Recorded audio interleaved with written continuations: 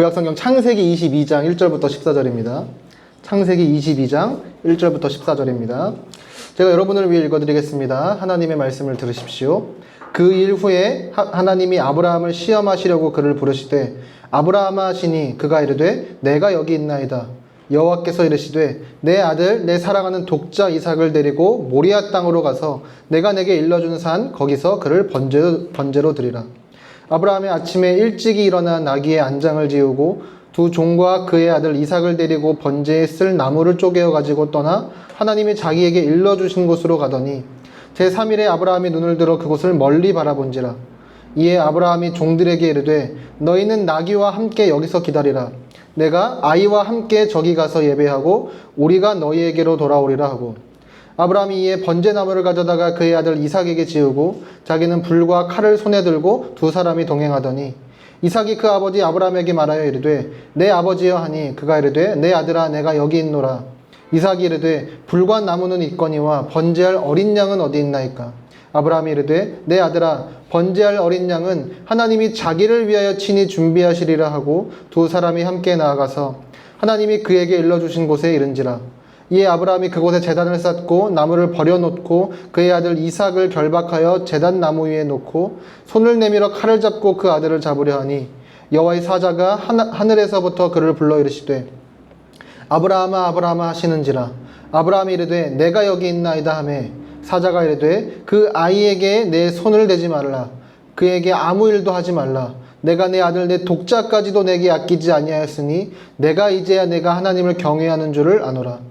아브라함이 눈을 들어 살펴본즉 한 순양이 뒤에 있는데 뿔이 수풀에 걸려 있는지라. 아브라함이 가서 그 순양을 가져다가 아들을 대신하여 번제로 드렸더라. 아브라함이 그 땅 이름을 여호와 이레라 하였으므로 오늘날까지 사람들이 이르기를 여호와의 산에서 준비되리라 하더라. 아멘.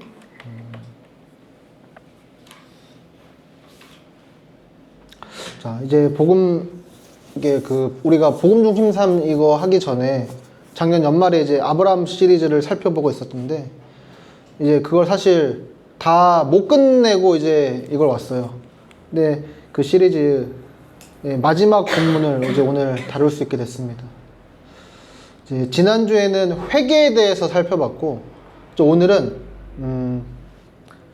큰 주제로는 우리가 믿음에 대해 보는 거예요. 복음에 합당한 삶을 살기 위해 우리에게 필요한 게 두 가지가 있었죠. 하나는 하나님의 거룩하심에 대한 인식이에요. 그리고 우리의 죄성에 대한 인식이죠. 그래서 한편으로 우리는 계속해서 우리의 죄성을 깨닫고 하나님께 돌이키는 회개가 필요해요. 그리고 또 한편으로는 우리가 믿어야 됩니다. 복음을. 하나님이 누구시고 그분이 당신의 아들 예수 그리스도를 통해 우리를 위해 무엇을 행하셨는지를 우리가 계속 믿어야 돼요. 믿음이라는 것에 대해 우리가 뭐 신학자들마다도 또 사람들마다도 다양하게 정의할 수 있겠지만 믿음은요, 그러니까 애정이라고 할 수 있어요. 마음을 두고 몰두하는 거. 그 찬송가 491장 그 저 높은 곳을 향하여 후렴에 보면 이런 가사가 있죠. 주여 내 맘 붙드사 그곳에 있게 하소서. 그곳은 빛과 사랑이 언제나 넘치옵니다. 그러니까 주님 나를 붙들어 주셔서 주님 계신 거기에 내가 있게 해주십시오. 우리의 애정, 우리의 사랑, 우리의 마음이 언제나 그곳에 있게 해주십시오. 라는 그러니까 기도의 찬양인 거죠. 그러니까 믿음이란 이런 거라고 할 수 있겠어요. 그런 의미에서 우리가 이 아브라함 이야기를 살펴보는 게 매우 그러니까 의미 있습니다. 왜냐하면 아브라함은 우리가 잘 알다시피 믿음의 조상이라고 불리는 사람이죠. 우리가 아브라함 설교 시리즈를 하면서 항상 그 큰 주제가 뭐였냐면 아브라함의 길이었어요. 뭐냐면 아브라함의 그러니까 믿음의 여정을 살펴보는 거였어요. 그러니까 아브라함 이야기를 통해서 우리가 보려 했던 건 뭐였냐면 그 사람의 그러니까 애정이 그 사람의 사랑이 점점점 누구를 향해 가는가, 어디에 초점을 맞춰 가는가를 이제 보려고 했었던 거죠. 이제 시간이 좀 지났지만 하나님이 아브라함을 처음 부르셨을 때를 우리가 생각해 봅시다. 창세기 12장 1절이죠. 너는 너의 고향과 친척과 아버지의 집을 떠나 내가 내게 보여줄 땅으로 가라. 이 고대 근동 당시에 고향, 내가 속한 공동체는 뭐예요? 내 정체성이에요. 내 안전이에요. 그러니까 하나님은 너의 과거, 너의 정체성과 안전이 되는 기반을 떠나서 하나님만 신뢰하라고 부르셨어요. 하나님께서 아브라함의 상급이요 그의 복과 안전이 되어주시겠다고 약속하셨습니다. 하나님이 아브라함의 미래, 즉 그러니까 새로운 가문, 새로운 정체성, 새로운 안전을 주시겠다는 거였어요. 하나님은 당신을 최고로 사랑하고 그분과 그분의 약속에 몰입하고 그분을 의지하는 삶으로 아브라함을 부르셨습니다. 그러니까 이게 믿음의 삶인 거죠. 물론 때때로 아브라함은 이 부르심에 불순종으로 반응했어요. 어떻게 했었죠? 가나안에, 약속했던 가나안에 기근이 되니까 이집트로 내려가요. 근데 내려간 것에서 모자라서 자신의 아내를 누이라고 속여요. 단순히 속이는 게 문제가 아니라 그러니까 세상의 복으로 부름받은 아브라함이 그 아브라함의 거짓말 때문에 어떤 일들이 벌어지게 돼요. 그 파라오를 포함해서 그 이집트 백성들이 저주를 받을 위기에 처하게 되죠. 그러니까 세상에 복이 되어야 될 사람이 세상에 저주가 될 뻔하기도 합니다. 근데 또 그런가 하면 반대로 롯과 그 양을 치는 목자들 사이에 롯의 그 양을 치던 사람들, 아브라함의 양을 치던 사람들 사이에 갈등이 있었을 때, 그래서 아브라함이 롯에게 우리가 서로 갈라지자라고 할 때 어떻게 하죠? 그 가나안 땅 안에서 네가 좌하면 나는 우하고 네가 우하면 나는 좌하겠다. 이 땅 안에서 우리가 서로 나누어지자. 이런 것을 보면 그러니까 하나님의 약속을 붙들고 그 안에 머무르려는 사람의 모습을 또 보여주기도 해요. 근데 아브라함은 그러니까 실패하기도 하고 또 성공하는 듯해 보이기도 하면서 그러니까 조금씩 성장하고 있었습니다. 그러니까 하나님과 그분이 아브라함을 위해 행하셨고 행하실 일들을 신뢰하는 사람으로 그러니까 서서히 자라가고 있었어요. 이게 믿음의 성숙이고 복음에 합당한 삶으로 자라가는 모습인 거죠. 그리고 이제 하나님은 아브라함을 마지막으로 시험하시기 위해 부르십니다. 근데 여기서 이 시험이라는 말은 아브라함을 합격시키거나 탈락시키기 위한 최종 관문으로서의 시험이 아니라 그를 한 단계 더 자라게 하기 위한 그러니까 트레이닝이었어요. 오늘 본문 1절, 2절을 봅시다. 그 일 후에 하나님이 아브라함을 시험하시려고 그를 부르시되 아브라함아 하시니 그가 이르되 내가 여기 있나이다. 여호와께서 이르시되 내 아들 내 사랑하는 독자 이삭을 데리고 모리아 땅으로 가서 내가 내게 일러준 한 산 거기서 그를 번제로 드리라. 특별히 창세기 12장 1절이랑 22장 2절에는 그러니까 구약 성경 전체에서 딱 여기 두 곳에만 사용된 히브리어 단어가 있어요. 이게 뭐냐면 그러니까 베레크 레카라는 단어인데 이게 이 12장 1절에서는 내가 내게 보여줄 땅으로 가라 라는 말로 번역되어 있고 22장 2절에서는 내가 내게 일러준 한 산 모리아로 가라 라는 말씀이 이제 똑같은 단어, 똑같은 구조로 이제 기록이 되어 있거든요. 그러니까 그래서 이제 그러니까 하나님이 처음 아브라함을 부르실 때 이 베레크레카를 부르셨고 이제 그 마지막 시험 하실 때 또 베레크레카로 부르셔요. 그러니까 아브라함 이야기는 요 부르심으로 둘러싸여져 있는 거죠. 창세기 12장은 한마디로 너의 과거를 끊어버리고 하나님을 신뢰해라. 하나님이 너의 미래를 책임져 주실 것이다 였어요. 그리고 이제 22장은 그동안 네가 의지했던 그 미래, 즉 너의 유일한 미래의 소망을 끊어라. 그러면서 이 미래의 소망이 끊어지는 순간에도 여전히 하나님을 신뢰할 수 있는지를 물으시는 것입니다. 하나님이 아브라함에 이렇게 말씀하시죠. 내 아들, 내 사랑하는 독자 이삭. 근데 이걸 히브리어 그냥 그대로 직역하면 내 아들, 내 사랑하는 자, 너의 유일한 자 이삭 이렇게 번역할 수 있거든요. 이게 뭘 보여주냐면, 그러니까 아브라함에게 있어서 이삭은요, 그냥 외아들 정도가 아니었어요. 그냥 늦둥이 귀한 아들 이 정도도 아니었어요. 이삭은 아브라함의 미래였고 미래의 소망이었어요. 이삭만이 아브라함의 대를 이어 그의 자손을 많게 해줄 유일한, 그리고 유일하게 남은 희망이었어요. 그리고 하나님이 하셨던 그 약속을 이루려면 이삭이 필요하잖아요. 그러니까 아브라함에게 있어서 이삭은 하나님의 약속을 실현해줄 그의 소망이었고, 또 그 당시 문화권 안에서도 그의 미래를, 그의 안전을 이어가줄 유일한 희망이었습니다. 근데 아브라함이, 그러니까 이것에 대한 희망을요, 그냥 문자적인 혹은 맹목적인 하나님의 약속의 성취를 그냥 그의 궁극적인 희망으로 삼고 있었다면 이삭만이 그의 유일한 희망이었던 거죠. 근데 여기서 우리가 한 가지를 구분해야 되는 게 뭐냐면, 하나님의 약속을 믿는 믿음이랑 하나님의 약속의 결과를 하나님보다 더 붙드는 믿음 혹은 붙드는 마음은 다른 거죠. 그러니까 약속을 믿는 건 뭐예요? 하나님을 신뢰하는 거예요. 근데 약속의 결과가 하나님을 대신에 내 삶의 의미와 안전이 되는 순간, 그것은 더 이상 이제 믿음이 아니라 집착이 되는 거죠. 하나님은 지금 그러니까 그걸 보고 싶으셨던 거예요. 아브라함이 그러니까 하나님과의 관계, 그분의 약속을 신뢰하고 있는지, 아니면 그 결과, 그것을 바라보면서 이삭을 붙들고 있는지. 그러면 더 이상 이제 이삭은 아브라함에게 선물이 아니게 되는 거죠. 여러분, 팀켈러 목사님이 이렇게 말합니다. 우상이란 무엇인가? 무엇이든 당신에게 하나님보다 더 중요한 것이다.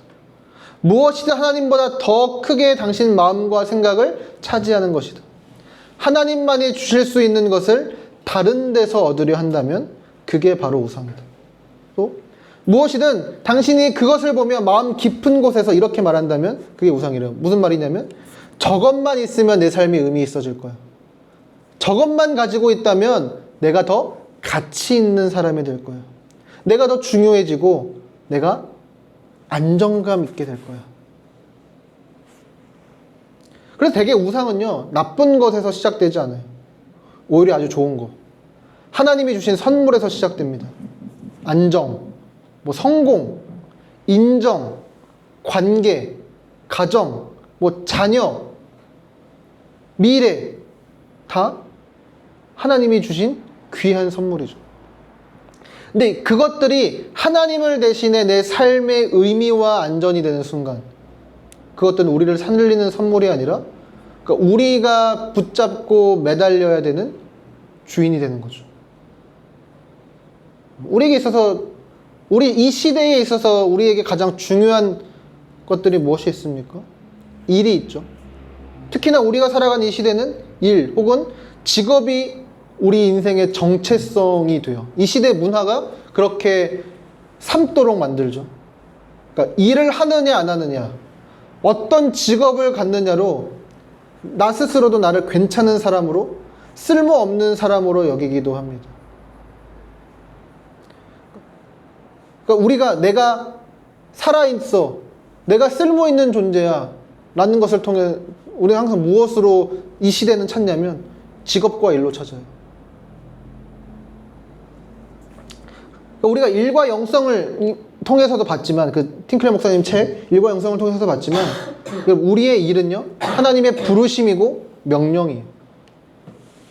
하지만 일과 직업을 하나님의 자리에 둘 때, 그래서 가정을 소홀하게 된다거나 아니면 하나님과의 관계를 해친다면 일이 우리의 우상이 되는 거죠. 가정도 우리의 우상이 될 수 있습니다. 가족을 통해, 그러니까 우리가 과도한 안전이나 안정, 미래를 추구하려고 한다면, 그러니까 하나님만이 우리에게 주실 수 있는 내 마음의 안정, 하나님만이 주실 수 있는 내 안전과 미래를 내가 가정을 통해서 내가 궁극적으로 추구한다면 그건 역시 그러니까 가정이라는 것이 하나님이 제정하신 제도이지만 우상이 될 수 있는 거죠. 그런 것도 있죠. 저는 어떤 아름다운, 그러니까 뭐 광고 시간에도 우리 교회는 하나님이 함께 하시는 교회, 우리도 서로 함께 하고 싶어 하는 교회를 꿈꾸고 기도합니다 라고 하는데 이 좋은 이상이 하나님보다 앞서게 될 때, 내가 세우고 싶은 교회에 대한 꿈이 하나님 자체보다 더 앞서게 될 때, 이 좋은 이상도, 이 좋은 비전도 우상이 될 수 있다는 거죠. 또 다른 누군가에게 인정받고 받아들여질 때 우리는 평안과 안족을 얻어요. 옛날에 그 언프리티 레스타에서 제시가 뭐 그런 거 했었죠. 네가 뭔데 날 판단해. 그러면서 이제 다른 사람의 뭐 인정이 필요 없는 것처럼 말했지만 사실 우리에게 다른 누군가에게 받아들여지고 인정받는 일은 필요해요. 왜냐하면 우리는 공동체로 살아가도록 지음받았으니까. 근데 이건 역시 우리를 가장 소중하고 사랑스러운 존재로 받아주시고 인정해 주시는 하나님의 인정보다 이것을 우리가 더 과도하게 추구할 때 이건 역시 우상이 될 수 있는 거죠. 그런 의미에서 저와 여러분의 우상은 무엇입니까? 우리는 어떤 대상을 깊이 사랑하고 있습니까? 우리는 무엇에 깊게 몰입하고 있나요? 우리의 모든 소망을 다 두고 의존하는 대상이 무엇입니까? 여러분의 문제는요, 우상은 단지 우리의 마음을 차지하는 데서 멈추지 않는다는 데 있어요. 우상은 반드시 우리에게 무언가를 요구해요. 시간을 요구하고, 에너지를 요구하고, 감정을 요구하고, 마침내는 우리의 전체, 우리의 정체성과 가치를 요구합니다. 그래서 우상은 우리를 쉬게 하지 않아요. 우상은 계속 늘 더 하라고 합니다. 아직 부족하다고 말하고, 아직 증명되지 않았다고 말해요. 그리고 그 요구를 만족시키지 못할 때 우상은 우리를 또 위로하지 않아요. 오히려 우리를 정죄하고 몰아붙이고 무너뜨려요. 그러니까 우상은 우리에게서 우리의 전부, 우리의 생명과도 같은 모든 것들을 다 가져가고 결국 우리를 지치게 만들고 망가뜨립니다. 전에 한번 설교 시간에 들었던 예인 것 같은데, 틴켈 목사님이 어떤 한 분을 상담했대요. 어떤 여자분이 있었어요. 근데 이분이 심각한 막 우울증이랑 죄책감에 막 이제 병원에 입원해야 될 정도에 이르렀어. 네, 그러니까 이 사람이 근데 직업이 뭐였냐면 바이올린 연주자였대요. 그리고 부모님이 이제 이 사람이 훌륭한 바이올린 연주자가 되기를 바랬어요. 근데 문제는 이제 자기가 봤을 때 그 부모님의 기대에 미치지 못했다고 느끼는 거예요. 그래서 그 실패감이 이분을 완전히 무너뜨리는데, 근데 되게 이걸 흥미롭다고 해야 될지 모르겠지만, 근데 그녀의 부모님은요, 한 번도 그녀를 정죄한 적이 없어요. 괜찮아. 너 꼭 이 바이올린 해야 되는 거 아니야. 네가 행복하면 그것으로 충분해. 너 다른 거 해도 괜찮아. 부모님은 어떤 의미에서 그냥 그녀를 있는 그대로 받아들여. 심지어 이 사람도 그렇게 얘기해요.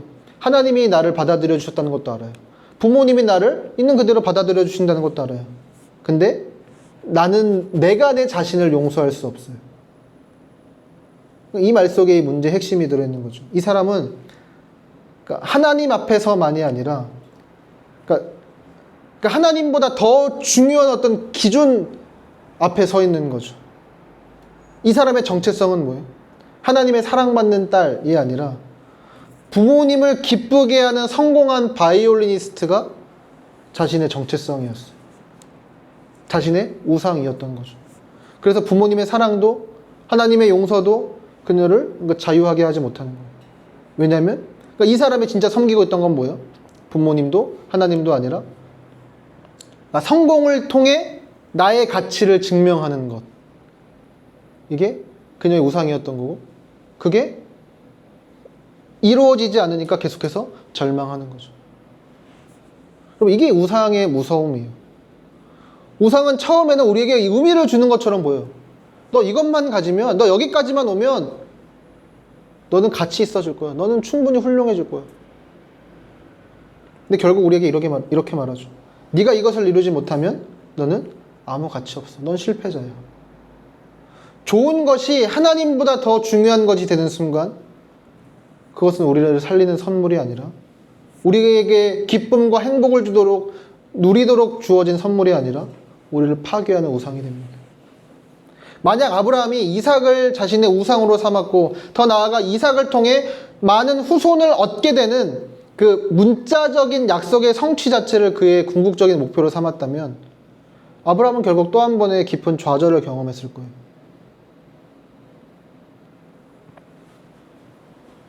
뭐 이삭이 살아있는 한 괜찮아 보였을지 모르지만 뭐 이삭이 흔들려, 혹은 이삭이 기대만큼 자라지 못해요, 혹은 이삭을 통해 이루고자 했던 그림이 어그러져요. 그런 순간 아브라함은 자신의 삶 전체가 같이 무너졌을 거예요. 근데 우리가 여기서 고민해 봐야 될 거예요. 하나님의 궁극적인 목표도 그것이었는가라는 거죠. 하나님도 단지 아브라함에게 많은 후손을 주셔서 아브라함이 거대한 부자가 되게 하는 것, 이것이 하나님이 아브라함에게 두신 궁극적인 목표였냐는 거죠. 하나님은 아브라함과 함께 하시기 위해 아브라함을 부르셨어요. 하나님은 아브라함과의 그 약속을 이루심으로 아브라함의 안전과 소망과 미래가 되어주실 뿐 아니라 아브라함을 통해 천하 만민이 하나님과 함께하는 복을 받게 하시기 위해 아브라함을 부르신 거죠. 하나님이 항상 목적은 이거예요. 함께하는 거예요. 당신의 임마누엘을 누리게 하시는 거예요. 그것을 통해 무언가를 약속하세요. 그것을 위해서 무언가를 명령하세요. 창세기 3장에서도 하나님께서 아담을 동산의 청지기로 부르셨죠. 그리고 하나님은 아담에게 동산에 있는 모든 나무의 열매는 먹고 누려도 되지만 선악을 알게 한 나무의 열매만 먹지 말라고 명령하세요. 하나님은 이 금지 명령을 통해 뭘 원하시는 거예요? 아담과 더 친밀하게 함께하고 싶으신 거예요. 아담과 하와가 억지로 이끌려서 막 왕에게 어쩔 수 없이 복종하는 종이 되는 게 아니라 기쁨과 자유와 사랑으로 아버지의 말씀에 순종하며 그분과 함께하는 삶을 자신이 기쁨으로 직접 선택하는 그 아들의 삶으로 부르신 거죠. 늘 하나님은 여기에 관심을 두고 계십니다. 우리가 범죄에서 타락한 이후에도 동일해요. 인간은 하나님을 향하고 그분을 사랑하고 그분과 함께하면서 그분 안에서 안식하고 소망과 안전과 미래를 찾도록 지음받았어요. 그래서 우리는 한편으로 의존적인 존재로 지어졌습니다. 그런데 아담과 하와의 범죄로 인간이 하나님께 몰입하고 그분을 사랑하기를 거절하고 중단했죠. 근데 그 안에 있는 DNA처럼 뭐가 심겨져 있냐면, 그러니까 의존적인 마음이 심겨져 있는 거예요. 그래서 하나님을 사랑하고 그분을 의지하기를 이제 중단했으니까 다른 자신이 의지하고 사랑할 대상을 찾아다닙니다. 그게 우상이 되는 거죠. 하나님은 그런 우리를 계속 부르시고 시험하시며 하나님과 함께하는 삶으로, 그것을 기꺼이 선택하고 하나님을 더 사랑하고 신뢰하는 삶으로 초청하세요. 그러니까 오늘 하나님은 아브라함에게 이것을 묻고 계시는 거예요. 그러니까 수십 년 전 자신의 과거를 끊어내고 하나님을 신뢰하기로 했던 아브라함이 이제 유일하게 남은 미래, 유일한 희망을 버리고도 하나님을 신뢰할 것인지, 아브라함이 하나님을 가장 사랑하는지를, 그러니까 아브라함에게 이제 그것을 돌아보고 생각해 보라는 거예요. 그리고 우리 모두에게도 동일한 부르심으로 하나님이 명령하십니다. 우리 지난주에도 얘기했었죠. 10계명 1계명, 나는 너 외에 다른 신들을 내게 두지 말라. 결국 이 명령이 이것을 요구하는 거예요. 하나님을 최고로 사랑해라. 하나님을 신뢰해라. 그분께 당신의 안전과 미래와 소망을 두라. 하나님은 다른 신을 섬기느라 거기서 느낄 좌절감과 또 노예에서 구원하시기 위해 아브라함을 시험하세요. 가장 소중하게 여기는 그것을 버리면서까지 하나님을 가장 사랑하고 신뢰해서 그분 안에서 안전과 행복과 기쁨을 누리게 하시기 위해 아브라함을, 그리고 우리를 시험하십니다. 이삭을 바치라고. 그럼 하나님의 시험에 아브라함은 실제로 어떻게 반응하나요? 그럼 3절에 보세요. 아브라함이 아침에 일찍 일어나 나귀 안장을 지우고 두 종과 그의 아들 이삭을 데리고 번제에 쓸 나무를 쪼개어 가지고 떠나 하나님이 자기에게 일러주신 곳으로 가니. 그러니까 하나님의 말씀이 끝나기가 무섭게 아브라함은 아침 일찍 일어나 준비를 합니다. 아침 일찍 일어났다는 것은요, 아브라함이 그러니까 즉시 순종해야겠다는 굳은 의지를 보여주는 표현이에요. 괜히 이거 좀 고민해볼까 하면 점점 더 커지겠죠. 내 아들, 내 소중한 이삭을 어떻게 해? 근데 아침 일찍 일어나서 두 종과 이삭과 나귀의 짐을 싣고 모리아로 떠나요. 근데 이 모리아까지는요 3일이 걸려요. 하나님은 아브라함한테 집 앞에 제단을 쌓아서 거기에서 이삭을 바치라고 하실 수도 있어요. 근데 왜 3일이나 걸리는 곳으로 아브라함을 부르실까요? 그러니까 먼 곳으로 보내시면서 생각하게 하시는 거죠. 고민하게 하시는 거죠. 스스로 결정하고 판단하게 하시는 거죠. 5절에 보세요. 도착해서 아브라함이 종들한테 이렇게 말해요. 너희는 나귀와 함께 여기서 기다리라. 내가 아이와 함께 저기 가서 예배하고 우리가 너희에게로 돌아오리라. 근데 여기서 아이라는 단어에 주목해야 돼요. 여기서 이 단어가 히브리어로 나르라는 단어인데요. 이게 그러니까 소년, 청년 이런 것 뜻해요. 우리 작년에 엘리사 이야기 살펴볼 때 그 성경에는 아이들이 막 엘리사를 대머리라고 놀렸다 뭐 이렇게 돼 있었는데 그때 그 아이가 나르거든요. 그러니까 청년, 소년 이런 뜻이에요. 여기서 아브라함은 이삭을 향해서 내 아들이라고 부르지 않고 뭐라고 얘기해요? 아이라고 불러요. 그러니까 우리말 어감으로는 이게 약간 그게 그거 같지만 이런 느낌인 거예요. 그러니까 내 아들에서 그러니까 저 친구. 그래서 고두메남이라는 구약학자가 이렇게 설명해요.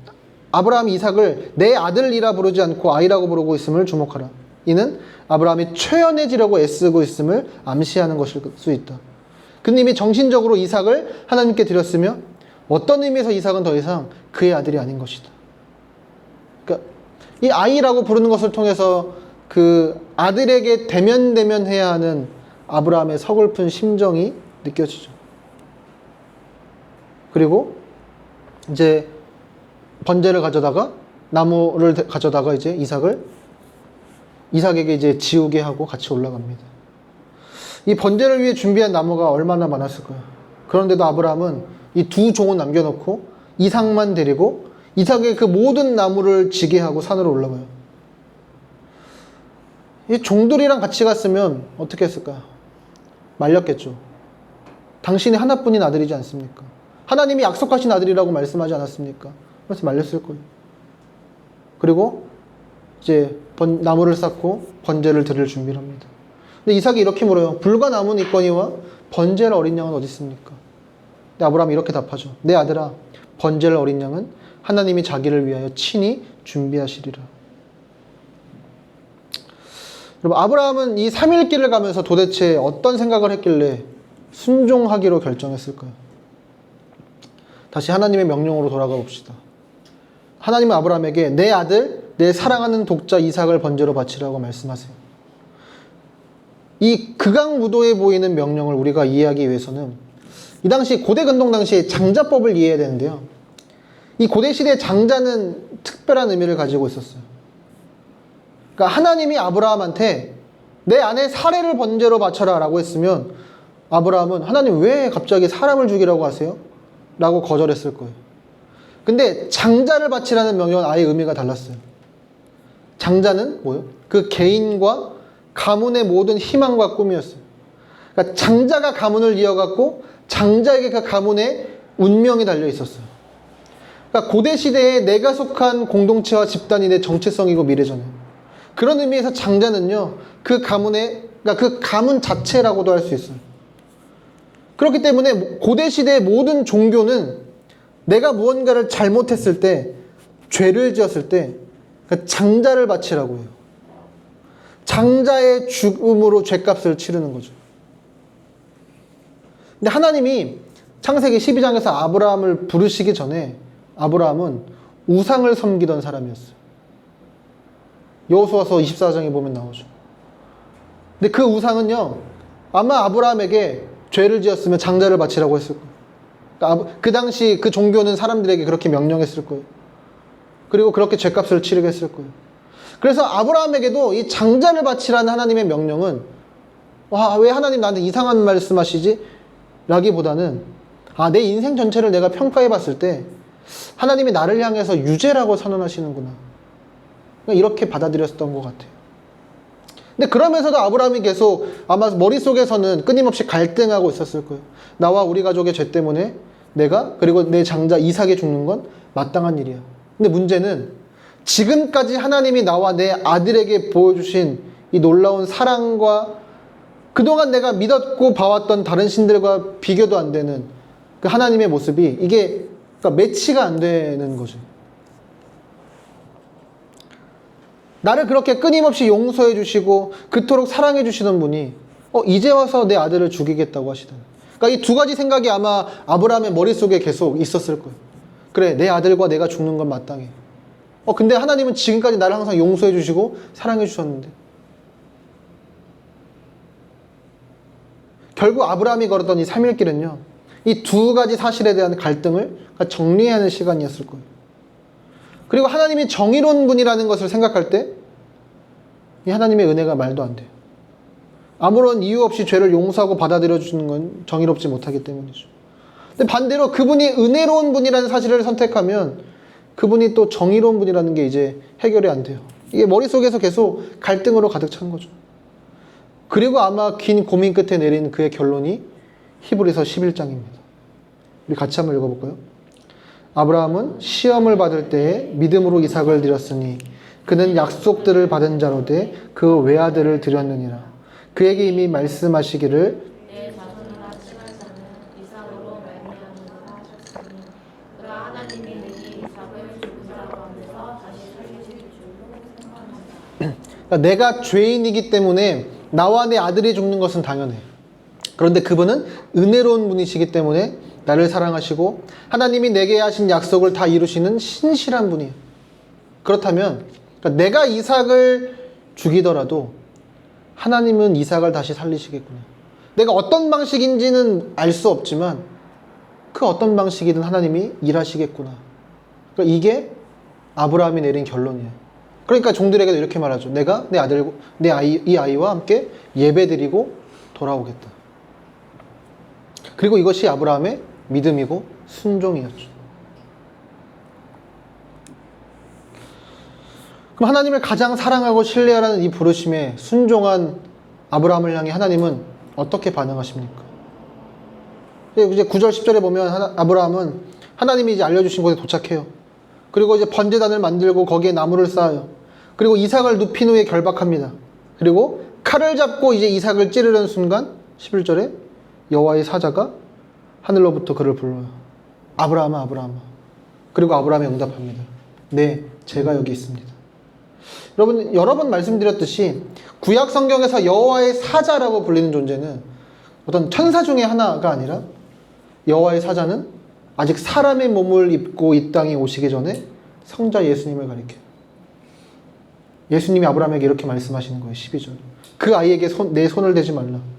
그에게 아무 일도 하지 말라. 네가 네 아들, 네 독자까지도 내게 아끼지 아니하였으니 내가 이제야 네가 하나님을 경외하는 줄을 아노라. 그리고 13절 14절. 아브라함이 눈을 들어 살펴본즉 한 순양이 뒤에 있는데 뿔이 수풀에 걸려 있는지라. 아브라함이 가서 그 순양을 가져다가 아들을 대신하여 번제로 드렸더라. 아브라함이 그 땅의 이름을 여호와 이레라 하였으므로 오늘날까지 사람들이 이르기를 여호와의 산에서 준비되리라 하더라. 예수님이 말씀하시죠. 이제야 네가 하나님을 경외하는 줄 알았다. 여기서 경외하다라는 단어가 히브리어로 야레예요. 두려워하다. 근데 그냥 두려워하다는 게 막 단순히 공포심에 휩싸인 게 아니에요. 너무 존경하고 너무 사랑해서 나에게 너무 귀한 존재라 거기에 압도되고 깊은 전율을 느끼는 게 경외예요. 그러니까 하나님을 두려워한다는 것은 다른 말로 하나님을 가장 크게 본다는 거예요. 하나님께 모든 권위와 주권, 내 소망과 안전을 두는 거예요. 그래서 하나님을 경배하는 거예요. 그분만 의지하고 신뢰하는 거예요. 하나님은 그 아브라함의 순종을 통해 하나님만 의지하고 그분을 가장 크게 보며 그분께 자신의 모든 주권을 드리고 오직 하나님께만 소망을 두는 그의 믿음을 보시는 것입니다. 아브라함의 그 믿음을 보시고 하나님은 수풀에 뿔이 걸린 순양을 보게 하세요. 그리고 그 순양을 대신 번제로 바치게 하십니다. 그리고 아브라함은 그곳을 여호와 이레라고 짓습니다. 우리 이 여호와 이레를 여호와가 준비하신다라는 의미로 많이 이해하고 있는데 히브리어 그냥 그대로 직역하면요, 이건 여호와가 보신다라는 뜻이에요. 그러니까 아브라함은 이곳의 이름을 여호와 이레라 지으면서 이렇게 고백하는 것 같아요. 그러니까 묵묵히 하나님의 명령에 순종해서 이 자리까지 섰는데 사실 하나님께서 먼저 나를 보고 계셨고 나를 위해 모든 것을 예비해 두셨습니다.